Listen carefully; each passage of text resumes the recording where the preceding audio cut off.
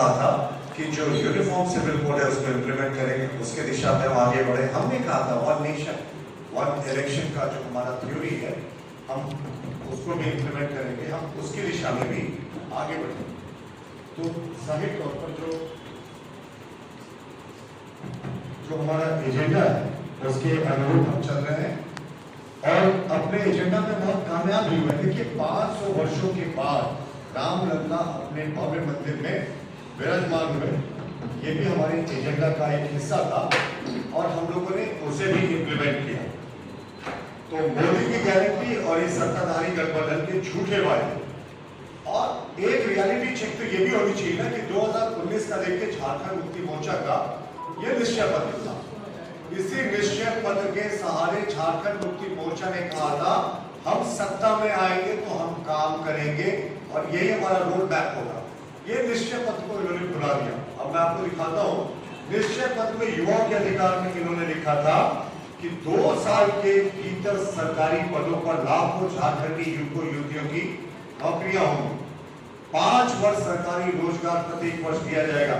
25 लाख रोजगार इनको देना था, जबकि इन्होंने विधानसभा में अनंत ओझा जी के लिखित प्रश्न का जवाब देते हुए बताया कि 5 वर्षों में हम लोगों ने सिर्फ 11,344 नौकरियां दी हैं, उसमें से भी 5,000 ऐसे अभ्यर्थी हैं जिन्होंने सुप्रीम कोर्ट से जाकर, पंचायत सचिव अभ्यर्थी की बात कर रहा हूँ, सुप्रीम कोर्ट से जाकर सरकार के खिलाफ लड़कर अपना हक लिया।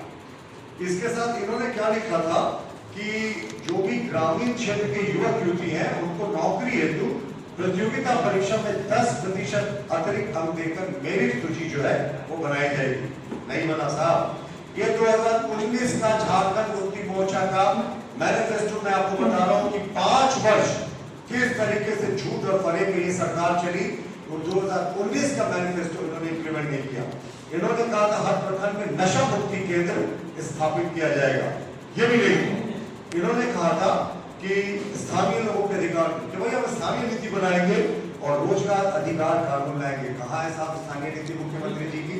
1932 का झुंझुना इनको लगता है। जब 1932 की बात हुई थी तो अपने विधानसभा में उसका समर्थन किया था, पर हमने ये भी कहा था कि मुख्यमंत्री जी जो एक सरकारी संकल्प से एक अपने आदेश से जारी कर सकते हैं उसको विधानसभा भेजने की क्या आवश्यकता। और ऐसे भी उनका कहना था कि 9वीं अनुसूची में जाएंगे, तो जस्टिस सबरवाल की खंडपीठ ने सुप्रीम कोर्ट के अपने 2007 के निर्णय में स्पष्ट किया था कि अगर आप सुप्रीम कोर्ट कोई भी चीज का रिव्यू कर सकती है कि वो 9वीं अनुसूची में होने लायक है कि नहीं।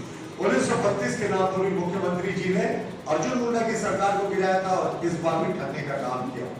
इन्होंने कहा था कि जो अधिग्रहित भूमि है जिसका उपयोग नहीं हो रहा है वो रैयतों को वापस की जाएगी। 1 कट्ठा जमीन जो झारखंड के आदिवासी मूलवासी है उनको वापस नहीं हुआ।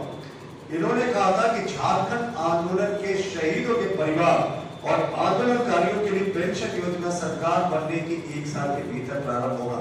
ये भी इन्होंने नहीं किया, जबकि हमने स्पष्ट किया है कि 7,500 रुपए का मानदेय एवं तमाम सुविधाएं झारखंड आंदोलनकारियों और उनके परिजनों को हम देंगे। इन्होंने क्या कहा था कि हम जितने छात्र हैं केजी से पीजी तक सबको हम मुफ्त शिक्षा देंगे। बिल्कुल नहीं किया। 2019 का ये मैनिफेस्टो है झारखंड मुक्ति मोर्चा का, अलग अलग पॉइंट से उसके मैं इसकी रियलिटी चेक करा रहा हूं कि कल इन्होंने एक झूठा दस्तावेज जो जारी किया वो एक आधार होता है कि आपने 5 वर्षों में अपने पुराने मैनिफेस्टो में क्या किया।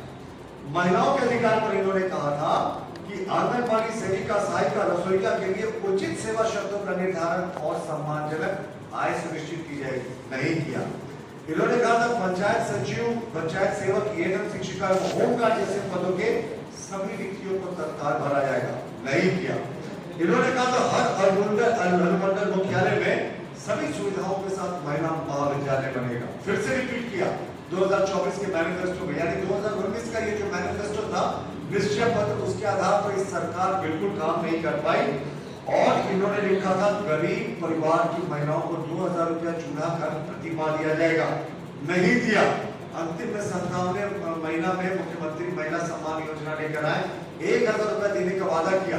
और जिस कैबिनेट से, हम तो जानना चाहेंगे मुख्यमंत्री जी, आपने अपने अंतिम कैबिनेट से जो सम्मान राशि को हमारी नकल कर 2500 रुपए बढ़ाने का कार्य किया था, उस समय तो मॉडल कोड ऑफ कंडक्ट नहीं लगा था, आपने तत्काल प्रभाव से इसे क्यों नहीं लागू किया? जाहिर है कि आपके लिए सिर्फ चुनावी भत्ता है। और इन्होंने जो बड़ी बड़ी बातें कही थी उस पर इनका कोई भी अभी तक इम्प्लीमेंट गरीबों के अधिकारियों का एक चैप्टर था, उसमें इन्होंने कहा था 72,000 रुपए की राशि गरीबों को हर वर्ष सुनिश्चित की जाएगी, 1 रुपया किसी एक गरीब को नहीं मिला।